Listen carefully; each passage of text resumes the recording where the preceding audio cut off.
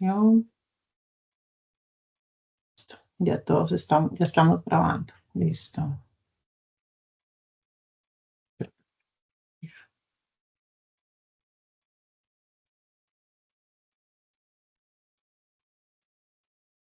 La están viendo, ¿verdad?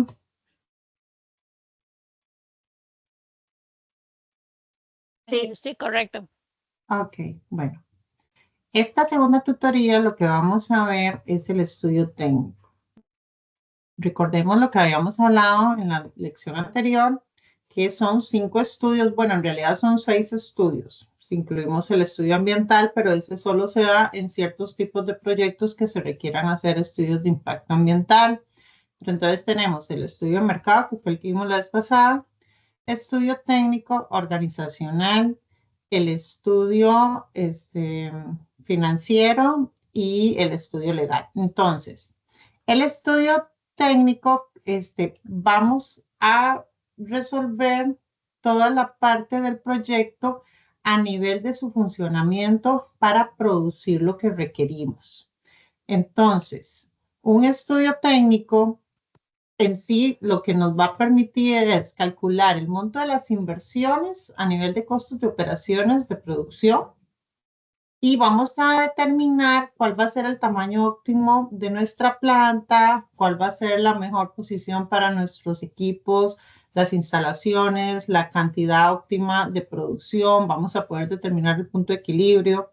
Entonces, esto nos va a permitir tener una idea de cuánto vamos a poder producir esto en función del mercado, o sea, de cuánto nos dice el mercado que hay capacidad para producir.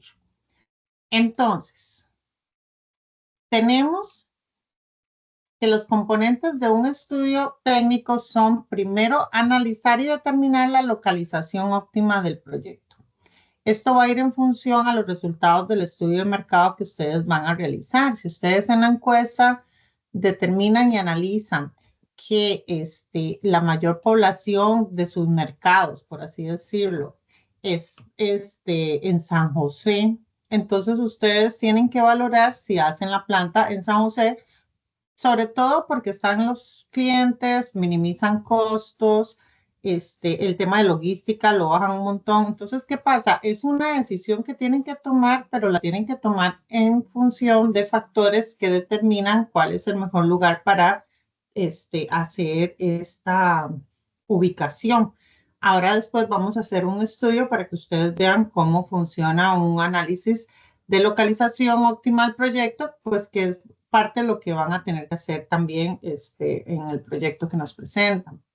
Después es importante analizar y determinar el tamaño óptimo. O sea, una cosa es localizar, o sea, mi mejor lugar para hacer la planta va a ser un San José. Pero ¿qué tamaño? El tamaño va a ir en función de, primero, lógico, el capital que haya de aporte de socios para saber si tenemos el capital suficiente para lograr tener el recurso que nos permita crear una planta del tamaño, primero, de la disposición de lo que haya a nivel de capital, pero lo más importante, porque puede haber mucho capital, pero si no hay un suficiente mercado, entonces tenemos que medir que sea en función del mercado. Entonces es como hay que hacer un análisis en 2 vías. A nivel del proyecto que ustedes van a hacer con nosotros, lo van a hacer en función de la decisión del mercado. Entonces, es importante en el mercado determinar cuál va a ser entonces nuestros clientes, dónde va a estar nuestro objetivo, nuestra demanda objetivo meta, para entonces identificar el tamaño que vamos a requerir de esa planta para que no nos quede corta en el camino cuando estemos en producción. Después tenemos que analizar la disponibilidad y el costo de los suministros e insumos del proyecto. ¿Por qué? Porque hay proyectos que pueden ser grandiosos, pero si vemos que los insumos son muy costosos y los ubicamos en un lugar X, pues tenemos que tomar decisiones sobre dónde es el mejor lugar para hacerlo. Voy a darles un pequeño ejemplo para que tengan una idea de eso. Imagínense que las estudiantes de Limón quieren producir empanadas de esto de, ay, se me olvidó el nombre que venden allá. Bueno, pongamos pan bon. Ellas quieren producir pan bon, pero resulta que para producir ese pan bon tienen que traer un ingrediente especial que solo se consigue en Guanacaste. Les voy a dar un ejemplo así como hipotético. Entonces resulta ser que ese ingrediente solo lo conseguimos en Guanacaste, no hay en Limón. Y ellos tienen una proyección a nivel de todo el país. O sea, ellos quieren entrar con Walmart y Walmart les está ofreciendo vender pan bon en todas sus cadenas de supermercados. Por su parte, Walmart tiene sus instalaciones en donde ellos reciben su centro de acopio en San José.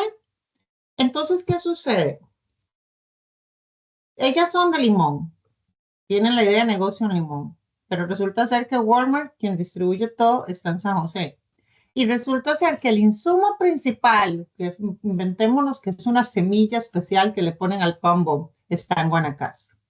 Entonces, ellos tienen que hacer un estudio para determinar cuál va a ser la localización óptima en función de costos, en función de la parte de suministros, de logística. Entonces, aunque sean de Limón, el hecho de que tengamos insumos en Guanacaste y que tengamos que entregar en San José, pues nos obliga definitivamente a que la planta tiene que estar lo ideal, ni siquiera en San José ni en Guanacaste, puede estar perfectamente en un medio. Un ejemplo, puede ser que puede estar en Alajuela, entonces simplemente cortamos el costo. Ideal por insumos puede estar en Guanacaste o en San José y se acarrean los costos, pero jamás va a estar en Limón, porque imagínense en el Limón ir, traerse todo el costo más alto por la parte del transporte de traer el insumo hasta Limón y después de que realizan eso, llevarlo hasta San José. Entonces, vean cómo tienen que hacer un análisis en función no solo de la idea que tengan, sino en función de dónde están los proveedores, en dónde están los clientes, en dónde están los insumos, para poder calcular bien a dónde tienen que poner la planta. Después, es importante la identificación y la descripción del proceso productivo. Ahora vamos a ver esto con calma. ¿Por qué? Porque aquí vamos a poder medir los tiempos de producción, vamos a poder medir cuántas personas requerimos según los procesos y ahí vamos a poder calcular bien los costos del producto o servicio que están realizando. Y ya en la parte de la determinación de la organización humana y jurídica que se requiere para la correcta operación del proyecto, a nivel de un estudio técnico va en función de que en los costos del estudio técnico, pues se va a tener que acarrear con la parte de las personas a cargo de la producción. Entonces, pues estas personas, la parte de costos legales, de que estén con el INSS, en la Caja del Seguro Social, ese tipo de costos que entonces tienen que incluirlos a la hora de calcular ese costo por persona incluido dentro del costo de producción. Entonces, para que tengan esas determinaciones a la hora de realizar un estudio técnico. Entonces, aquí de una forma más gráfica, se puede ver cómo, entonces, el tamaño óptimo, la localización óptima, determinar el sistema productivo, analizar cuál va a ser la tecnología que usamos, cuáles van a ser los insumos. Hay un tema de calidad también muy importante. También tienen que analizar la parte de los costos totales del proyecto en función de, por ejemplo, si es más rentable, lógico, comprar en volumen insumos, un ejemplo, sacos de harina, si van a hacer el pan, sacos de harina en lugar de harina por kilo. Entonces, ese tipo de relaciones, todo eso es donde se ve en el estudio técnico. Y ya a partir de ahí, pues entonces van a generar una hoja de costos y esos costos van a ser los que vamos a poder determinar en el estudio financiero si es viable o no. O sea, entonces esto va a ser determinar a nivel de estudio técnico si es viable o no hacer el proyecto. En un estudio técnico será entonces únicamente calcular los costos para determinar cuánto vamos a requerir. Ahora sí, vamos con la parte del tamaño óptimo de un proyecto. Entonces, cuando hablamos de tamaño óptimo de un proyecto, es la capacidad instalada y se expresa en unidades de producción por año. Entonces, Recuerden que los flujos de caja que vamos a hacer, todos van a ser anuales, entonces tienen que cuantificar todos los costos de forma anual. Para lograr obtener el tamaño óptimo, vamos a tener que tener dos pasos. Primero, analizar el tipo de manufactura que vamos a emplear y segundo, cuál va a ser la tecnología que vamos a emplear. Entonces, en la etapa de analizar el tipo de manufactura, pues vamos a tener que tomar decisiones en todo el tema de lo que son los insumos o materias primas, la mano de obra, energía y todo esto pues lo vamos a convertir en productos o servicios. Recuerden que hay diferentes tipos de manufactura, ¿verdad? Entonces están las que son por proyecto, que es por ejemplo, cuando van a hacer un avión o un tren, o sea, cosas muy grandes que entonces el sistema lo que hace es que se ensambla en un solo lugar y diferentes sistemas productivos van y lo ensamblan a ese lugar.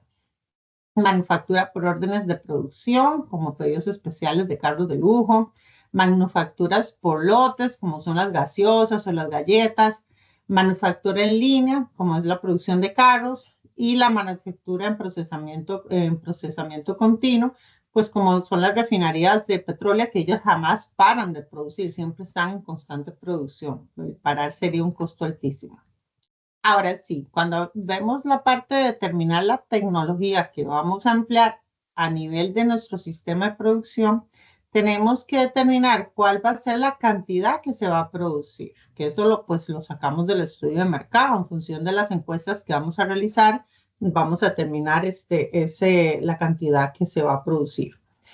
La intensidad de mano de obra que se va a utilizar, o sea, tenemos que definir en dónde van a haber procesos automatizados, en dónde van a haber procesos manuales para poder entonces determinar pues el uso de la mano de obra en esos sistemas de producción.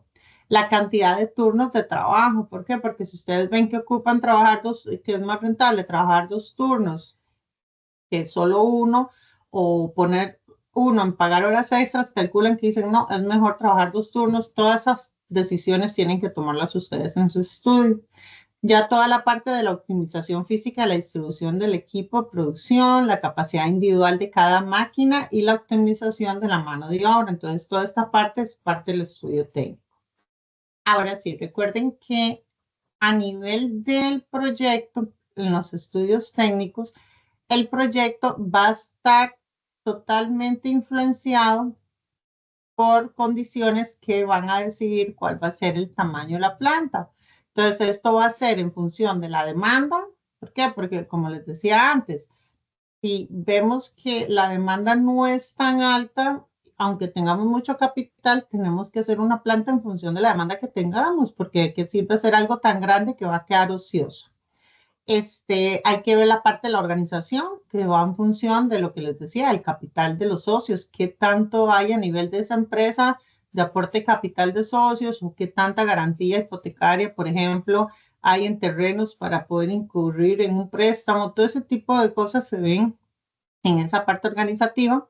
En la parte del financiamiento, para determinar cuánto tenemos disponible para este tipo de tecnologías, de planta, de equipación de diferentes equipos, porque, por ejemplo, puede ser que tienen una demanda, por así decirlo, de producción, de que van a vender 1,000 kilos de tomate, por darles un ejemplo. Entonces resulta que hay una máquina empacadora que que empaca 1,000 kilos por semana. Entonces, 1,000 kilos por semana pueden ser aproximadamente unas 150 kilos diarios, por así decirlo.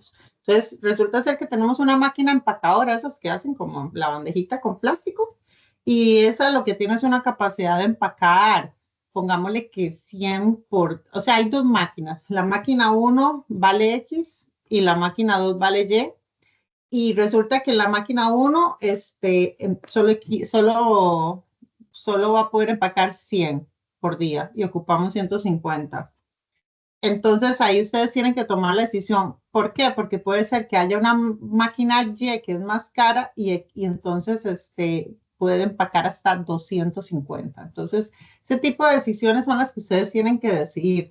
ok, compramos solo una y entonces solamente vamos a trabajar con esta demanda, o si vamos a buscar porque tenemos una demanda potencial que va a subir más en el tiempo, entonces podemos comprar la grande y en el tiempo podemos aumentar ventas.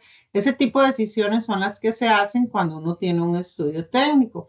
Y por supuesto, pues toda la parte de suministros, insumos y las tecnologías a utilizar van a ir en función de las características y de las necesidades que quiera el cliente del producto o servicio que vamos a ofrecer al mercado. Ahora sí, vamos a hacer ejercicios para que comprendan cómo determinar la capacidad instalada, porque a nivel del proyecto, pues ustedes tienen que hacer todas estas determinaciones. Entonces, es una forma de que vean y ahí les traigo las fórmulas para que entonces después las puedan aplicar. Entonces, esto yo lo tomé de la guía de estudio que tenía o sea, que tiene preparación a la acción de proyectos. Entonces dice, vean, el gerente de operaciones del Banco Nacional está tratando de determinar la capacidad que debe tener un nuevo autobanco, el cual se pretende instalar en una zona comercial muy importante de la ciudad capital. Cada cajero del autobanco puede atender 30 carros por hora. Además, se cuenta con la siguiente información relacionada con las horas de mayor afluencia de los clientes. Entonces, me está diciendo que hasta 50 autos por hora va a ser una probabilidad de un 5% que ocurra. De 50 a 100 autos, es una probabilidad del 55%. De 100 hasta 150, 30%. Y de 150 hasta 200, de un 10%. Entonces, se requiere determinar el número de cajeros por instalar para que la capacidad del diseño del nuevo autobanco permita cubrir el 90% de la demanda esperada para las horas pico. El número de cajeros necesarios para que la capacidad del diseño del nuevo autobanco permita satisfacer el 120% de la demanda promedio para las horas picos, más un 25% de margen de crecimiento. Entonces, vean qué interesante, la capacidad de planta siempre la vamos a medir en función de la demanda esperada. Entonces, por eso les digo que tienen que tener ya listo el estudio de mercado, la encuesta realizada para que ya ustedes sepan cuál es su demanda esperada. Si ustedes no tienen el estudio de mercado realizado, no pueden hacer el estudio técnico, porque el primer paso es conocer cuál es mi demanda, porque es en función de esa demanda que voy a poder hacer esa capacidad de planta. Entonces, aquí les explico cómo se saca eso. Entonces, vean, para la pregunta en donde nos dice el número de cajeros por instalar, entonces, nos están diciendo que un cajero atiende 30 autos por hora. Entonces, la capacidad requerida, esta es la fórmula que van a ocupar ustedes en el proyecto, va a ser igual a la demanda esperada dividido entre la capacidad por unidad. Entonces, la demanda esperada, ¿cuál va a ser? La cantidad de autos esperados por hora. En este caso, el 90% a cubrir la demanda esperada va a ser igual a la probabilidad acumulada, donde indica el 90%. Entonces, cuando la probabilidad acumulada es igual al 90%, se esperan 150 carros. ¿A qué me refiero con esa demanda esperada? ¿De dónde saqué yo esos 150? De este cuadro anterior. Esto es porque es un ejemplo. Entonces, vean que la demanda acumulada es aquí. Cuando la demanda acumulada está al 90%, me dice que yo puedo esperar hasta 150 carros. Ahí está, de ahí vienen los datos. Aquí lo importante es, esto es porque es un ejemplo para decirles dónde está la demanda esperada, pero aquí lo importante es que ustedes van a tener que determinar su demanda esperada en su proyecto en función de la encuesta que van a realizar. Entonces, a partir de ahí, pues entonces ustedes calculan la capacidad por unidad. ¿Cuál va a ser la capacidad por unidad? Lo que va a poder, en el caso de ustedes, por ejemplo, si van como yo les decía, la parte de la empacadora, si ocupo empacar 1000 kilos de tomate y la capacidad por unidad es de 150, o sea, lógico que ahí habría que calcularlo por semanas, pero entonces ahí me va a dar la cantidad. Eso es lo que me está diciendo, es la cantidad de máquinas, por así decir, de equipos que ustedes van a requerir en función de los detalles de cada máquina. Para eso ustedes cuando compran una máquina, siempre revisan, hay una ficha técnica de la máquina en donde me dicen, tiene la capacidad de tanto. siempre las máquinas van a decir la producción máxima que pueden hacer ellas. Entonces, eso es muy importante a la hora de ustedes determinar cuántas maquinarias o equipos van a requerir. Y ya aquí a nivel del ejercicio, este ya es como para calcular una demanda proyectada de más. ¿Por qué? Porque vea que aquí dice, para determinar la demanda promedio para las horas picos, podemos sumar todas las probables demandas promedio esperadas en base a la probabilidad de ocurrencia. Para esto lo que sacamos es un punto medio de las demandas esperadas y los multiplicamos por la probabilidad de que esto suceda. Entonces, ¿qué es lo que hacemos? Calcular cuánto de más se va a requerir para poder sacar un 120% de la demanda promedio. Para efectos del examen, perdón, del proyecto, ustedes lo que requieren es esta fórmula, la demanda requerida, la demanda esperada. Entonces, cuando van a comprar una máquina que les queda corta, pues simplemente calculan hasta dónde va a ser la demanda proyectada, pero la demanda proyectada de ustedes esperada va a ser en función de lo que les diga la encuesta, para que tengan ese análisis siempre, de calcular siempre a más. Entonces, una empresa siempre tiene que visualizar sobre su demanda esperada y también ver qué tantos puede crecer más el mercado para entonces calcular realmente cuántos comprar. En este caso, pues se da el ejemplo de los 5 cajeros.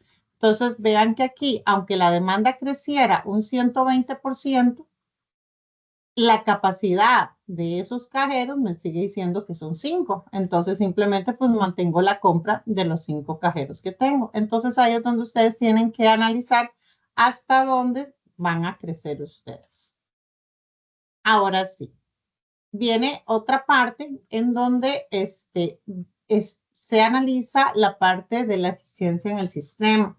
Entonces, vean que este es otro ejercicio que les traemos, donde lo importante aquí es determinar la capacidad efectiva del sistema y la eficiencia del sistema de producción. Entonces, aquí lo que sale es una oficina del Instituto Nacional de Seguros procesa todas las pólizas de forma secuencial mediante 4 puestos de trabajo, A, B, C y D. El promedio real de pólizas procesadas por día es de 18. La capacidad efectiva de cada puesto de trabajo se indica en el cuadro 1.2. Entonces aquí viene el puesto de trabajo y la capacidad de cada puesto de trabajo. Esto es más bien sobre cuántas pólizas puede hacer una persona. Vean que esto va más enfocado en la capacidad de las personas. Entonces, ¿por qué? Porque una cosa es cuánto puede hacer una máquina, pero cuánto puede hacer una persona. Entonces, recuerden, y este dato es muy importante, perdón, es que se me pone lo de la tutoría aquí. Este dato es muy importante, que ustedes tienen que calcular cuál es al final la eficiencia del sistema, y la eficiencia del sistema va a ser dada siempre a nivel de operativo en un puesto de trabajo en función de la capacidad de las personas en el mínimo. ¿Por qué? Porque de nada me sirve, por ejemplo, sacar datos sobre la función de lo que hace una persona que procesa, porque todos estos son puestos de trabajo diferentes, en donde al final todas esas diferentes rutas de acción me van a llevar a un puesto, a determinar, por así decir, la creación de la póliza. Entonces, ¿qué pasa? De nada me sirve decir, mira, yo puedo hacer 30 pólizas por día si hay un puesto que solo hace 20. ¿Esto por qué? Porque me va a generar en este 20 un cuello de botella. Si yo funciono diciendo todo va a ser sobre 30, aquí se nos va a hacer entonces un problema. Entonces, siempre tienen que en puestos de trabajo revisar cuál es la menor cantidad que puede una persona cuando son varios puestos seguidos, porque al final eso es lo que nos va a determinar la capacidad efectiva real de ese sistema. Entonces, aquí vean que sale la pregunta y dice, ¿cuál es la capacidad efectiva de la oficina del INS? Entonces, como se indica en el enunciado del ejercicio, un factor importante es que las pólizas se procesan de manera secuencial. O sea, para estar debidamente tramitada, tiene que pasar por cada uno de los 4 puestos de trabajo. En estos casos, la capacidad máxima del sistema está delimitada por la operación opuesto con la menor capacidad de todo el sistema, lo que yo les decía, el puesto D. En este caso corresponde al puesto D, en el cual solamente se pueden procesar 20 pólizas de día. Entonces, ¿cuál va a ser la capacidad efectiva del INSS? Pues 20 pólizas por día. Aunque este haga 30, aquí van a tener que esperarse porque este solo puede hacer 20. Esas son las cosas, esos son los puntos de análisis que ustedes tienen que tener muy en cuenta cuando hacen sistemas de producción, porque pueden tener unas máquinas que son muy rápidas y otras que son muy lentas, pero al final el proceso ocupa ambas máquinas, pues vamos a tener que trabajar en función de los datos que me da la más lenta. Tienen que entender esas cosas para efectos de un estudio técnico. Y después viene la parte de cuál es la eficiencia. Entonces, la eficiencia se obtiene dividiendo la capacidad real del sistema entre la capacidad efectiva. Entonces, la capacidad real está dada por el número promedio de pólizas que efectivamente están procesando, que dicen que son 18 por día. Y la eficiencia, o sea, entonces, ¿qué pasa? La capacidad efectiva son 20, entonces 18 y 20 están un 90% de eficiencia en el sistema. ¿Esto por qué nos permite? Esto nos sirve para medir qué tan bueno está el sistema de producción, o sea, en dónde lo podemos mejorar. Entonces, los que son altamente eficientes son los que prácticamente llegan al 100%. Entonces, uno tiene que, como gerente, determinar y ver en qué punto podemos mejorar. Ahí es donde existen esas partes del Lean Six Sigma, donde vemos entonces dónde podemos minimizar errores, costos, tiempos muertos, de manera de que lleguemos siempre a un 100% de eficiencia en toda la parte de los sistemas, que es esa parte de optimización de los sistemas de producción. Aquí les traigo otro ejercicio que va muy de la mano, pues se me pasó una firmina, con las posiciones de las máquinas y cómo afecta esto en la producción. Entonces, ¿qué pasa? Ustedes en el proyecto van a tener que hacer un sistema similar. Ustedes van a tener que hacer un diagrama de la capacidad de su planta y determinar cuál va a ser en sí la capacidad efectiva de su sistema. ¿Por qué? Porque puede ser que tenga varias máquinas y, como les decía antes, va a haber una más lenta que otra, entonces tienen que determinar eso. Eso les va a permitir a calcular bien los costos reales de producción. Entonces, vean este ejercicio que va más como de la mano a nivel del sistema de producción, cómo funciona. Dice, una fábrica ha dispuesto el equipo, como se muestra en la figura siguiente. Las piezas fabricadas se procesan por 3 operaciones en secuencia, pero no importa cuál máquina torneadora o cortadora se use. Cada torneadora procesa hasta 30 piezas por hora. O sea, estas torneadoras hacen 30 piezas por hora y tienen en el sistema, compraron 3 máquinas, quiere decir que tienen 90 piezas por hora. O sea, por aquí vamos, que quiere decir que las cortadoras hacen más piezas para que hayan comprado 3. Para que ustedes comprendan esa parte de integrar el sistema de producción. ¿Por qué? Porque necesitamos hacer como una estandarización y tratar de conseguir como que sea una producción constante entre todo el sistema. Entonces, vean que la parte de la cortadora dice, un operador distinto tiene a su cargo cada grupo de máquinas y debido a la carga de trabajo existente, el operador de la torneadora hace una producción de 25 piezas por cada hora por máquina torneadora. O sea, vean qué interesante. Es para que vayan aprendiendo el análisis de cómo funciona un sistema de producción. Aunque las máquinas torneadoras me produzcan 30, 60, 90, porque aquí me están diciendo que 30 por máquina, un operador solo puede hacer 25 por máquina. Entonces quiere decir que ya el sistema ya me está bajando aquí a este momento a 75. ¿Por qué? Porque recuerden que siempre el sistema va a tirar al menor, al que haga la menor cantidad. En este caso va siendo el señor o la persona que está a cargo de esa máquina que me están diciendo que saca 25 piezas por máquina.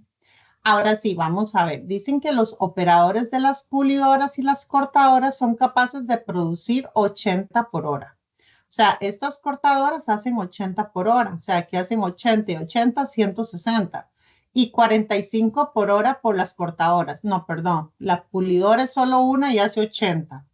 y la cortadora hacen 45 por cortadora, 45 y 45, 90. Entonces, ojo aquí, qué interesante. En este sistema de producción, vienen y compran las máquinas en función del sistema. Entonces, calcularon, ok, como la cortadora hace 45 y 45 son 90, y la pulidora compraron solo una 80. Y aquí estamos en 90, 90 y 90. Entonces, ¿qué sucede? Si no sabemos calcular lo que hace una persona en producción, nos podemos, por así decir, como embarcar en entonces creer que, mira, ¿y por qué una pulidora 80? Si aquí van en 90, podríamos mejorar y comprar otra pulidora.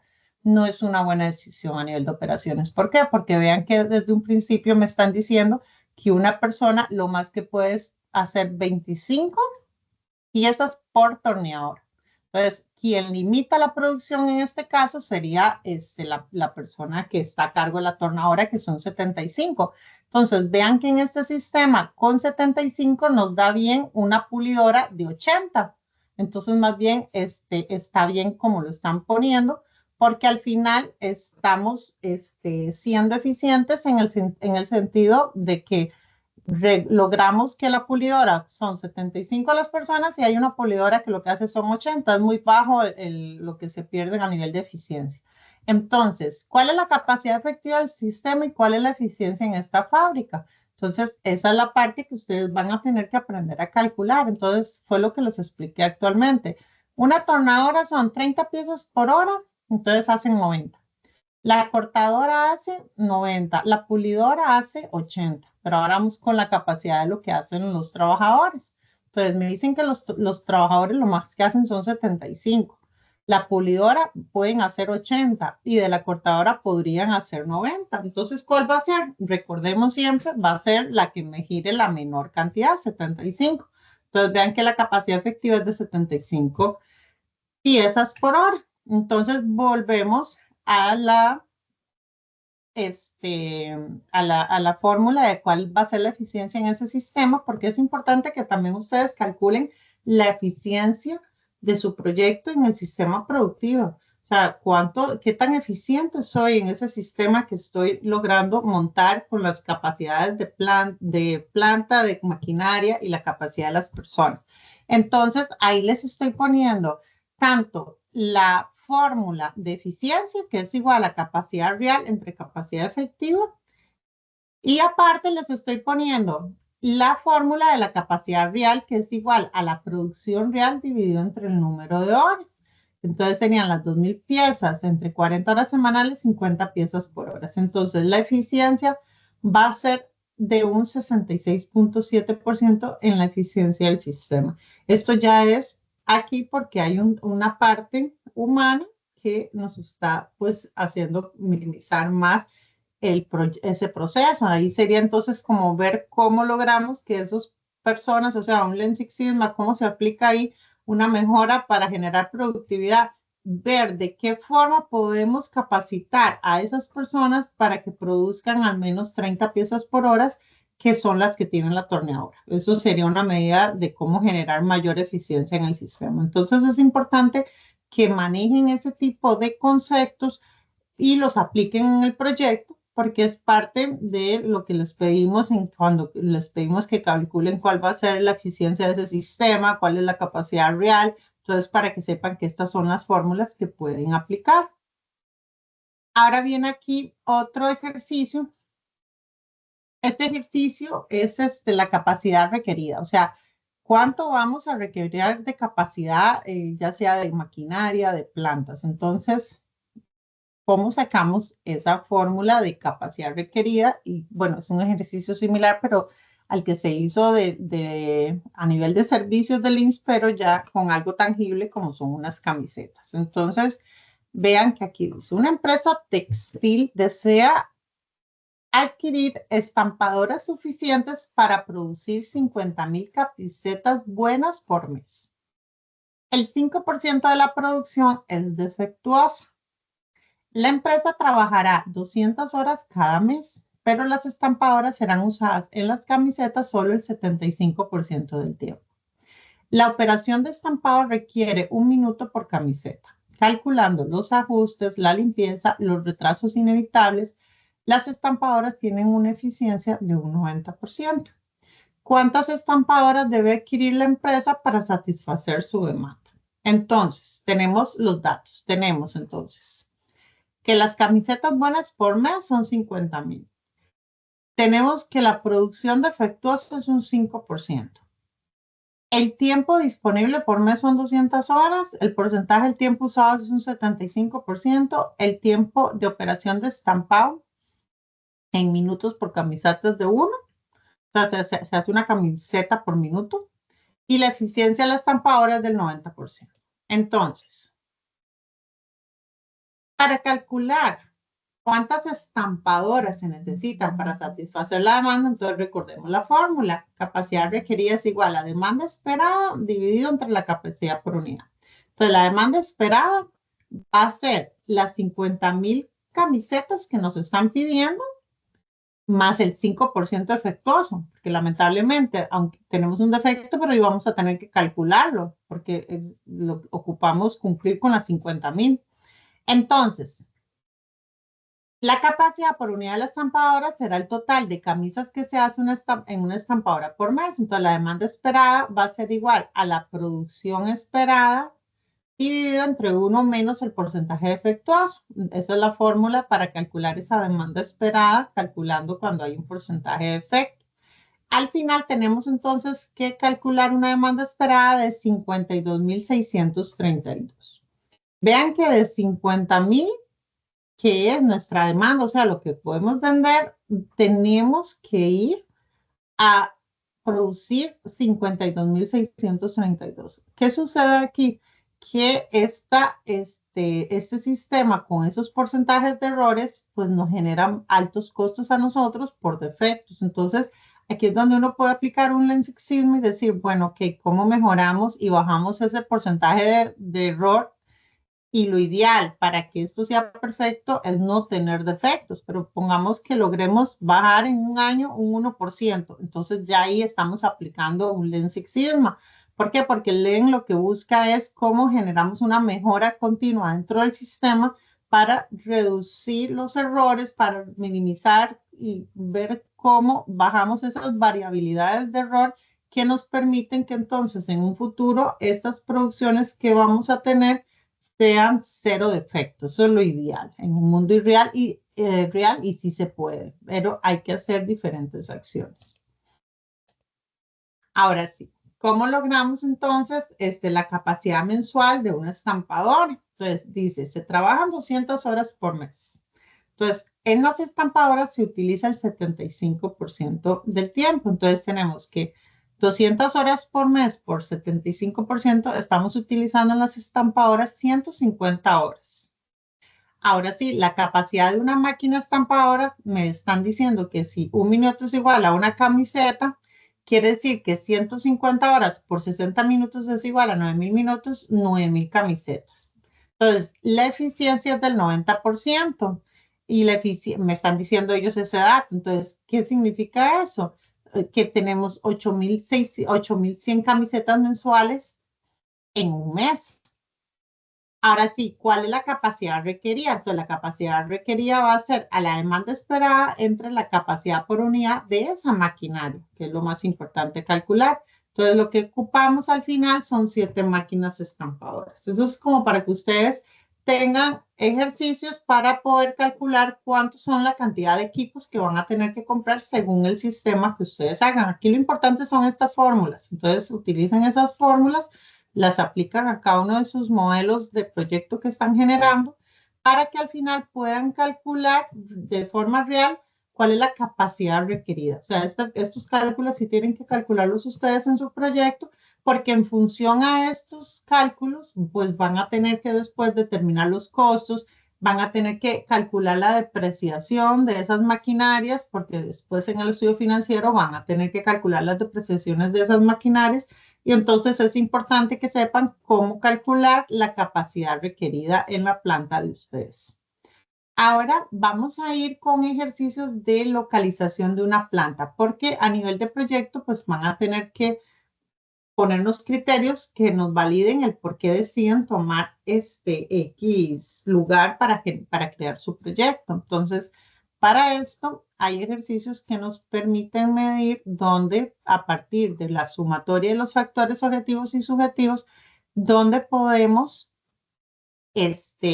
poner la planta en un lugar. Entonces, la localización de planta es muy importante medir lo que son factores subjetivos y objetivos para determinar el mejor lugar a colocar en una planta. Ahora sí, es importante que lo sepan diferenciar. ¿Por qué? Porque así entonces uno sabe cuál tiene en el tiempo más peso, si los objetivos o los subjetivos. Entonces, los factores objetivos es más a nivel como monetario, por así decirlo, en que acceso a materias primas, acceso a mercados, costos laborales, servicios, infraestructura, acceso a tecnología.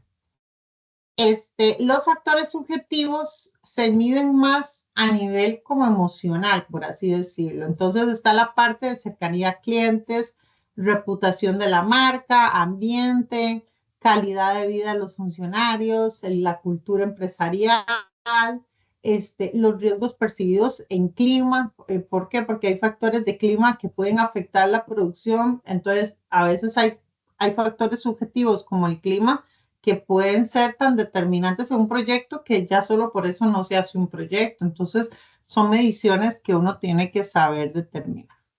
Vamos con un ejemplo para que vean cómo se saca una localización de planta y eso pues les va a dar criterios para ustedes poder hacer la mejor análisis de la localización de la planta del proyecto de ustedes. Entonces, tenemos la empresa El Colonia está realizando un estudio para determinar cuál es el mejor sitio para desarrollar un nuevo proyecto de inversión.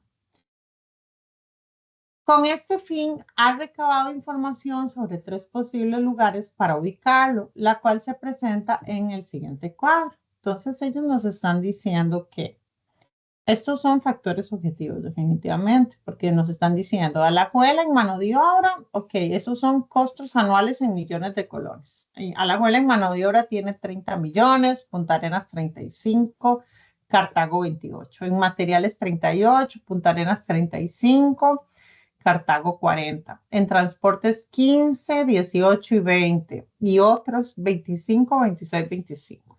Entonces dice, además, estima que hay 3 factores críticos de difícil cuantificación. Un segundo.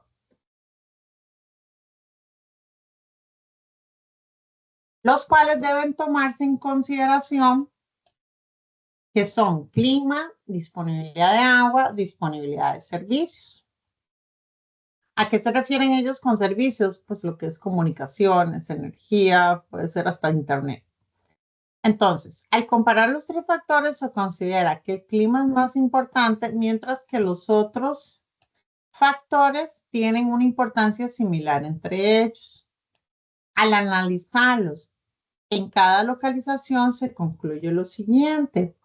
El clima es más determinante para C, cuando hablan de C es Cartago, para Cartago que para Alajuela o Punta Arenas. Sin embargo, para Punta Arenas es más importante que para Alajuela. Esos factores determinantes. La disponibilidad de agua es más crítica en Alajuela que en Punta Arenas. Y entre estas 2 últimas localizaciones se considera este factor de igual grado de importancia.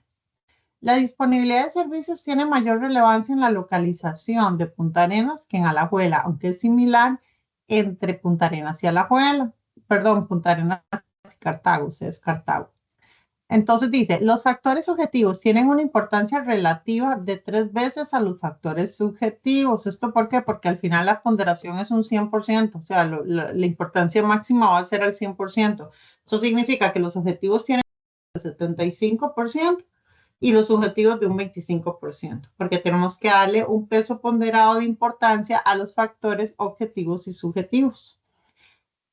La pregunta es, ¿en cuál lugar se debería desarrollar el nuevo proyecto de la empresa El Colano? Justifique ampliamente su respuesta. Entonces, esa estructura de cómo se hace un análisis de evaluación objetiva y subjetiva de un proyecto para determinar dónde se hace la planta, lo van a tener que hacer ustedes en la parte de la localización de planta del proyecto que van a realizar, el cómo lo determina, pues tienen que usar la parte de criterios de lo que son factores objetivos y subjetivos para que ustedes determinen pues cuál tiene más peso y hacer un análisis similar en donde ustedes pues calculando los costos y pues, lo que tengan en sus proyectos pues entonces aplican aquí sí lógico utilizando las fórmulas que les estamos dando.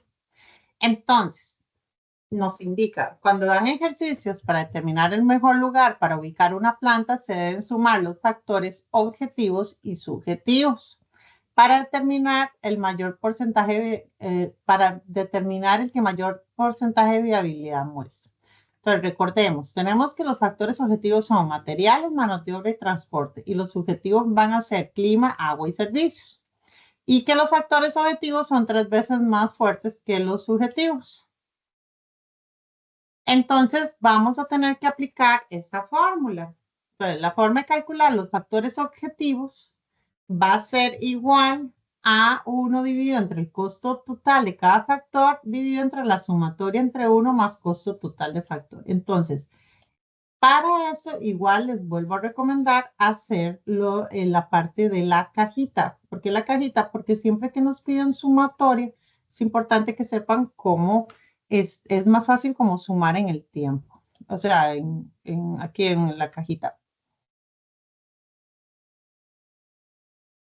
¿Qué hacemos? Entonces, vean que tenemos los datos anteriores, que eran a la escuela de mano de obra 30, 38, 15, 25. Esos fueron los datos que me dieron de los costos anuales que nos dieron al principio. Entonces, ¿qué es lo que calculamos? Vamos a sumar todos estos factores, o sea, todos los factores objetivos, estamos en la parte objetiva, ¿verdad? Entonces, ese costo total nos está dando 108. Entonces, el costo total de cada factor, ese 108, vean que es el inverso, o sea, 1 dividido entre costo total de cada factor. Entonces, aquí lo que hacemos es entonces aplicar la fórmula, la parte del numerador. Entonces, es 1 dividido entre 108, me está diciendo que es 0.0093. Ahora me vengo hasta aquí, lleguemos hasta aquí. Ahora me vengo igual, hacemos lo mismo con Punta Arenas. Vean que me está 0.008 y vengo con Cartago y hacemos lo mismo. Me da 0.0008. Entonces venimos y vea que me dice que el denominador es la sumatoria de esos factores. Entonces venimos y sumamos esos factores. Entonces la sumatoria me da 0.0269. Entonces, ¿qué vamos a aplicar a nivel de porcentajes de los factores objetivos? El factor objetivo de Alajuela va a ser igual a este costo, el costo total de cada factor, o sea, 0.09 dividido entre esta sumatoria del costo total del factor, entre 0.0269. Entonces, vean que igual para Punta Arenas, igual para Cartago. Y eso, al final, lo que me va a dar es el 100%. O sea, el total de esta sumatoria me tiene que dar el 100%. Entonces, ahí me va a determinar cuál es el porcentaje que vale cada uno de estos factores, ya sea Alajuela, Punta Arenas y Cartago. Entonces, para que vean cómo se saca la fórmula de los factores objetivos. Ahora sí, vamos a hacer un análisis para los factores subjetivos. Ya los objetivos ya los tenemos. Entonces ya recuerden esta parte, que son de Alajuela 3445, Punta Arenas 3263, Cartago 3294. Ahora vamos a calcular los factores subjetivos. Entonces, ellos nos hacían unas comparaciones en donde nos decían, Alajuela es más importante que Punta Arenas, ¿se acuerdan eso? Entonces, ¿qué pasa? Las comparaciones vamos a ponerle, solamente vamos a trabajar 0 y 1. Entonces, si son iguales, se aplica 1, 1. Y si hay una más fuerte que la otra, entonces una vale 0 y la otra 1. Entonces, lo que hacemos son las comparaciones. Entonces, vamos a hacer la comparación 1 de clima. La comparación 1 de clima, vamos a comparar clima y agua. En clima y agua me dicen que el clima era más pesado del agua. ¿De dónde saco esto para que lo recuerden? Vean que aquí adelante me están diciendo, el clima es más determinante de ese, ok, perdón, aquí, al comparar los tres factores se consideran que el clima es el más importante, ven, clima siempre va a valer 1, mientras que los otros dos, o sea, los otros dos, ¿a qué se refieren? Aguas y servicios, tienen y la importancia similar, o sea, van a valer, entre ellos dos son 1, pero contra clima serían 1, 0, para que me entiendan de dónde salió ese 1 y ese 0. Entonces tenemos en la comparación clima y agua 1, 0. En la comparación clima y servicios, el clima vale 1, servicios 0. Y en la comparación agua y servicios, vean que les ponemos 1, porque valen igual, tienen el mismo grado de importancia. Entonces hacemos las tres comparaciones. Entonces la comparación 1 es esta que estoy poniendo aquí, clima 1, agua 0. Entonces clima 1, agua 0. La comparación 2 es clima 1, servicio 0. Clima 1, servicio 0. La comparación 3 es igual, agua y 1. Entonces, venimos y volvemos a hacer el mismo, por así decir, esta misma fórmula, pero en las comparaciones. Entonces, sumamos, que es el numerador, y lo dividimos entre la sumatoria de este factor. Entonces, ¿qué pasa? 0, 1, 2, 3, 0 dividido entre 3, 0. 1 dividido entre 3, 0.33 y 2 dividido entre 3, 0.67. Siempre esta sumatoria me vale el 100%. Entonces, ya vamos a saber que el clima en Alajuela es 0%. El clima en Punta Arenas es 33%. El clima en Cartago es 67%. Igual hacemos ese mismo estilo de comparaciones en el factor agua. En factor agua, entonces venimos y vamos a compararlo contra las poblaciones. Entonces, en el factor agua me están diciendo, cuando comparamos Alajuela y Cartago, que Alajuela el agua vale 0 y en Cartago vale 1. Entonces, vean que aquí lo ponemos 0 y 1. ¿De dónde salen estas comparaciones? Volvemos adelante. Recuerden esta cajita donde yo les expliqué. Aquí, vean, la disponibilidad de agua es más crítica en A es Alajuela, que en Punta Arenas y Cartago. O sea, estos datos lo que hacemos es llevarlos a comparaciones en donde los ponderamos, porque al final esta sumatoria de preferencias es la que nos da el 100%. Y igual se hacen servicios. Cuando ya tenemos todos estos datos de las comparaciones entre servicios, esto es como lo más pesado, porque al final de cuentas ustedes van a tener, por así decir, ese criterio subjetivo de identificar de una vez y no tener que hacer comparaciones, sino decir, mira, bajo estos criterios se está eligiendo tal población, pero es importante que sepan cómo se hace el cálculo. Entonces, ¿cuál va a ser la fórmula para sacar el factor subjetivo por lugar? Entonces va a ser el factor de clima del lugar menos el factor general del clima, más el factor del agua menos el factor general del agua, más el factor de servicios menos el factor general de servicios. O sea, va a ser el acumulado de los diferentes variables que incluyamos dentro de los factores subjetivos.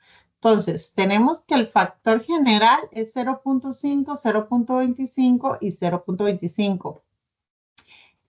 Este 0.50, este 0.25 y este 0.25 en servicios, ¿de dónde sale? Salen de estos factores iniciales. Aquí donde ponemos, ven, clima vale 50%, agua 25%, servicios 25%. Entonces, esos son los que jalamos a esta parte de la estructura del cuadro para poder sacar la fórmula. Entonces, factores agua ya teníamos que era 0, factores Punta Arenas, o sea, estos datos, ¿de dónde salen? De cada una de estas cajitas, o sea, vean que agua es agua, servicios y clima es 0 en Alajuela. Entonces, si ustedes se vienen aquí, vean, servicios en Alajuela es 0, agua en Alajuela es 0, clima en Alajuela es 0. Vean que el clima en Punta Arenas es 33 y en Cartago 67. Entonces, vean aquí en la cajita cómo cuando hacemos el cálculo subjetivo, perdón, Vean, aquí está, Punta Arenas, el clima 33%, Cartago 67%. Entonces, simplemente lo que hacemos es los cálculos anteriores, pasar los resultados a esta cajita. Entonces, eso lo sumamos y lo multiplicamos para calcular el agua por cada uno de sus factores. Entonces, en el clima, como valía 50, lo calculamos por 0.50. Vean que les puse en verde los factores para que se guíen. Entonces, vean que los datos en verde simbolizan de dónde está saliendo el factor agua.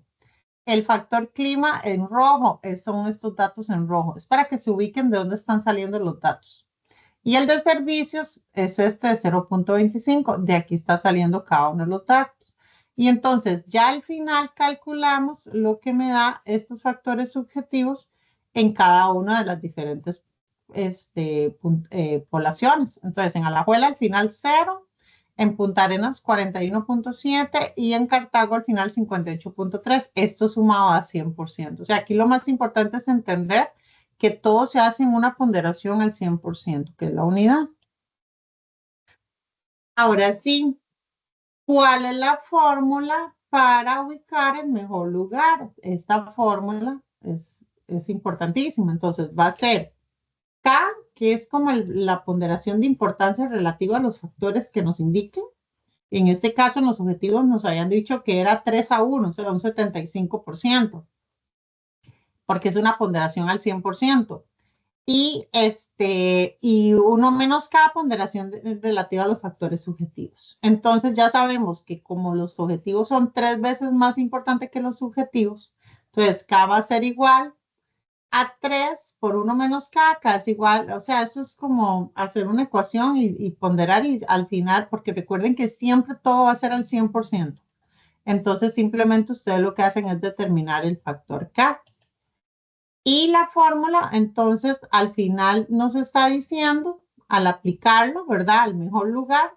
Entonces, vean que entonces yo vengo y tengo ya un cuadro resumen de los factores objetivos y de los factores subjetivos. Entonces, al final es el que más vale, el que más me va a importar a la hora de elegir el lugar, calculando todos los datos. Entonces, tenemos 0.3445 por 0.75, o sea, este objetivo por 0.75 y este 0 por el 25% que valen los subjetivos, me da 25.83. Punta Arenas me está dando 34.89 y Cartago 39.27. Entonces, al final, el que tenga el peso más alto es el que me indica en dónde se va a ubicar el lugar, para que sepan entonces cómo se saca esa determinación, porque al final es una sumatoria de factores subjetivos y objetivos. Y esta sumatoria, el que tenga más peso en la calificación, es el que me indica en cuál lugar se va a hacer. Entonces, para efectos del proyecto, ustedes van a tener que elegir los factores objetivos y subjetivos que van a medir y los diferentes lugares que ustedes pueden, según dónde están los clientes, según dónde están proveedores, dónde podrían localizar esa planta y después de hacer este cálculo determinar cuál al final va a ser el criterio que utilizaron para determinar cuál va a ser el lugar. Entonces, aquí lo importante, compañeros, chiquillos, es comprender que no se trata de hacer al azar las cosas o decir, lo quiero hacer en Alajuela porque se me ocurrió hacerlo en Alajuela, sino usar este tipo de fórmulas que les permiten determinar de una forma científica, por así decirlo, cuál va a ser la mejor ubicación de su proyecto. En sí, estas tutorías lo que hago es como hacer una simplificación de las fórmulas y requerimientos que ocupan a la hora de hacer el proyecto para que tengan como una guía de cómo ir haciendo las cosas dentro de los ítems que les piden en las rúbricas, que son los que les van a calificar. Ahora sí, vamos con los diagramas de procesos, porque recuerden que dentro del proyecto y dentro del estudio técnico tenemos que hacer un diagrama de proceso del flujo para poder determinar pues tiempos de operación, poder detallar a grueso modo las funciones de cada uno de los operarios y de las actividades que hay para crear esa producción. Entonces, para los que no han llevado, pues una parte esto es un curso que se da en gestión por procesos, pero no todos lo llevan, entonces prefiero que comprendan cómo van a hacer ese diagrama. Entonces, vamos a empezar explicando en sí qué es un diagrama de proceso de operación. En sí es una representación gráfica de los puntos en que se introducen materiales en el proceso y muestra las secuencias de las operaciones, así como las inspecciones. Entonces, el diagrama de proceso de flujo, que es el que ustedes van a hacer, que viene adelante el recorrido, va a llevar diferentes actividades. O sea, ustedes van a hacer, imagínense como un Excel en donde van a hacer las diferentes actividades y van a ir explicando los tiempos requeridos en cada una de esas actividades y cuáles son las simbologías que ponen. Entonces, voy a explicar a detalle este diagrama, la parte de simbología. Entonces, la operación consiste en este simbolito. O sea, cuando ustedes diagraman, ven que en el diagrama, que es el que vamos a usar de ejemplo, ven que hay diferentes símbolos. Entonces, estoy explicando qué significa cada uno de esos símbolos. Entonces, eso significa que se produce o se realiza algo. El transporte es cuando se cambia o se mueve algo, se usa esta flechita. La inspección es cuando se verifica la calidad o la cantidad de un producto. La demora se hace así como una gran D. El almacenaje es este triangulito y la operación combinada es cuando se hacen como dos a la vez, o sea, como que hay una inspección y se está pesando a la vez, entonces pues es una operación combinada. Aquí les traigo unos pequeños ejemplos. Por ejemplo, en operación, cuando ustedes dicen, bueno, hay que hacer un reporte, hay que empacar, hay que llenar algo, entonces cualquier actividad, siempre hay una acción que va a hacer algo, hay un verbo de hacer algo. Siempre, entonces se va a usar este símbolo de operación. Entonces ustedes siempre van a utilizar eso para que sepan qué es lo que ponemos cuando entonces ya sabemos que actividades que son de hacer algo, una acción, van con esto. Ahora sí, la inspección va a ser todo como revisar los datos, examinar si ingresó bien, verificar, contar, o sea, todo lo que es como examinar, como que si hay algo que no está bien, hay que parar eso y arreglarlo, eso significa que hay que inspeccionarlo. Entonces, ese tipo de inspección va en este cuadrito.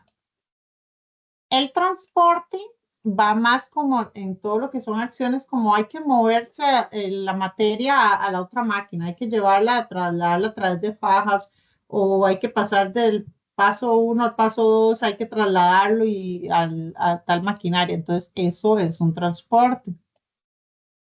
La demora se da cuando hay que esperar. Por ejemplo, estoy cocinando y hay que esperar 20 minutos a que se cocine el pastel en el horno o el pan ahí hay una espera, hay que esperar 20 minutos. Entonces, todo eso se simboliza con lo que es demora.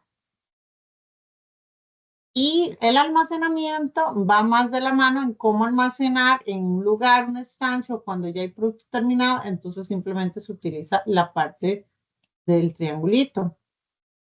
Hay un tipo de inspección de calidad que es más como de revisión si se está cumpliendo con la normativa, si se está cumpliendo con reglamentaciones, esa se usa este tipo de rombo porque es más de inspección de calidad.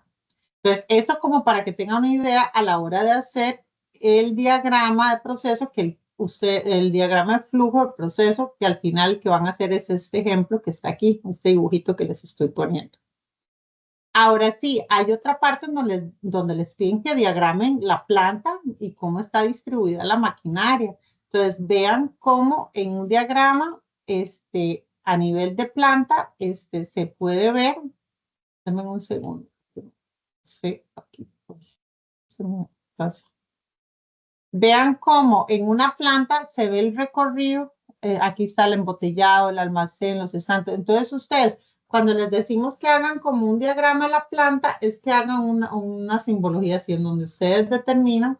Y lo ideal sería, vean que aquí se ve marcado el diagrama de recorrido en donde van las funciones de los operarios, donde van pasando en cada una de las partes hasta llegar al producto. Vean lo que se usan las simbologías.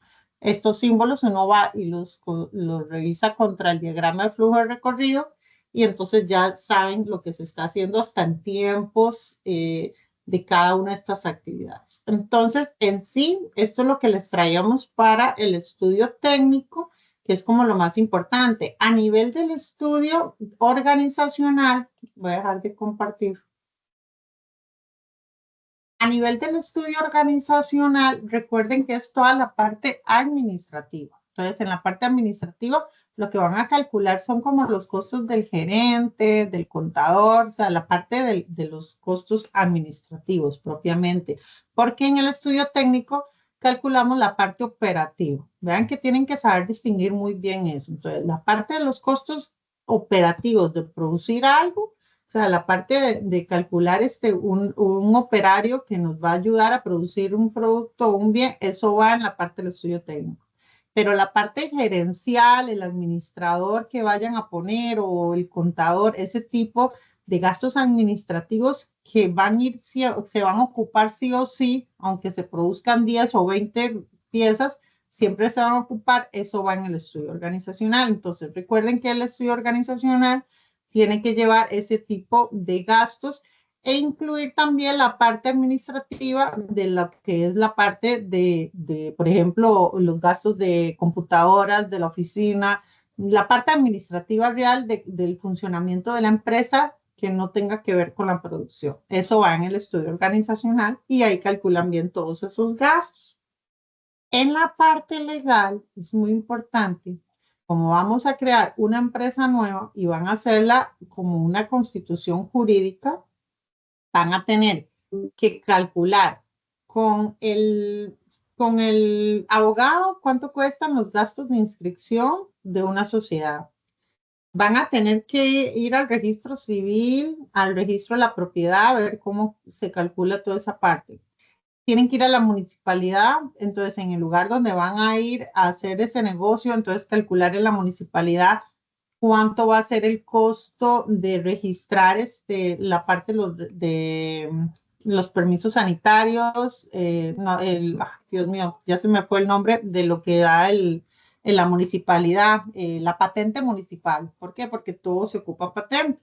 Entonces, calcular la parte de la patente, en el Ministerio de Salud, los registros sanitarios. En la parte legal es muy importante calcular que si es algo de manufactura, los costos legales de toda la parte de esto que le piden a las personas de manufactura, ay, se me fue el nombre, Dios mío. Tienen que llevar tienen que tener un registro y control de que las personas han llevado el curso de manipulación de alimentos. Entonces tienen que calcular todo eso. Entonces, todos esos costos van en la parte legal. La parte ambiental van los costos relacionados a estudios de impacto ambiental. Si hay que pagarle a un ingeniero ambiental para hacer un estudio, la parte del estudio de suelos para determinar si el uso del suelo es viable o no hacer el negocio. O sea, todos esos costos tienen que saberlos diferenciar. Entonces, aquí lo importante es saber determinar muy bien cada uno de esos costos. Y esos costos ustedes los van a ir poniendo en una hoja Excel, o sea, hacen un solo Excel. Entonces, la primera hoja, todo lo relacionado al estudio de mercado. Al final van a tener costos finales del estudio de mercado. ¿Cuáles son los costos que van a tener iniciales en todo el plan de mercadeo? Y van a tener que costear toda la parte de Facebook y todo eso. Entonces, tienen que calcular esos costos de mercadeo, del plan de medios, de redes que van a hacer y calcularlo en el tiempo, costear esos costos. En el estudio técnico ya saben toda la parte de los costos de la maquinaria, de la planta, de los costos de producción de insumos, todo eso lo calculan. Y en los organizacionales, la parte de la planilla, si se va a ocupar el mobiliario de la oficina, computadoras y esos equipos. En la parte legal va a estar el costo del abogado. Van a haber siempre costos anuales de pago de patentes municipales, impuestos. O sea, toda esa parte legal la tienen que calcular muy bien y la tienen que proyectar a la cantidad de años que se les pide en el proyecto, que me parece que son 8 años. No me acuerdo bien si 8 o 6. Todos los cuatrimestres estamos cambiando la cantidad de años de manera que siempre tengan que hacer todas las diferencias. No sé, hemos encontrado a veces como como que no es que hagan plagio, pero como que copian proyectos de otros cuatrimestres. Entonces, la opción que hemos dado en la cátedra es que todos los cuatrimestres cambiamos la cantidad de años a utilizar tanto para calcular la cuota del banco como la del flujo, pero entonces cambia todo, entonces tienen que hacerlo todo de cero. Entonces, creo que para este cuatrimestre es de 8 años, no estoy segura, entonces por favor, eso lo corroboran contra la guía del proyecto y las orientaciones del curso. Pero aquí lo importante es que tienen que calcular y proyectar eso a la cantidad de años que les pidan en el flujo de caja. Y esa cantidad de años tienen que calcularlo con la inflación. ¿En qué sentido? Que si en el año 1 me salió los costos, por así decirlo, de costos a nivel de mercadeo, en plan de medios y toda la parte de medios, pongámosle 2 millones de colones, y eso va a haber un costo anual de eso, no es que van a ir a un flujo y van a ponerme 2 millones, 2 millones, 2 millones, no. Recuerden que tienen que tomar y hacer una regresión lineal de la inflación, calcular esa proyección y afectar a esos 2 millones contra ese valor de la inflación.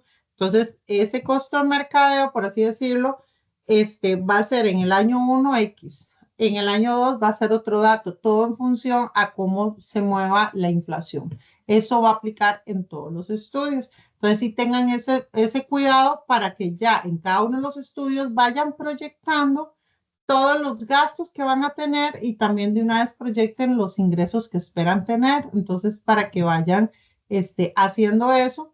Y ya en la próxima clase, entonces, lo que vamos a ver ya es cómo se hace un estudio financiero, las partes a tomar en consideración en un estudio financiero. Vamos a verlo desde una forma teórica para ya en la cuarta lección presentarles ya un Excel de cómo queda un flujo de caja, que sería como ya para que tengan toda la base para poder hacer el proyecto y que tengan toda la materia como comprendida de lo que se hace en un proyecto de preparar y evaluar un proyecto.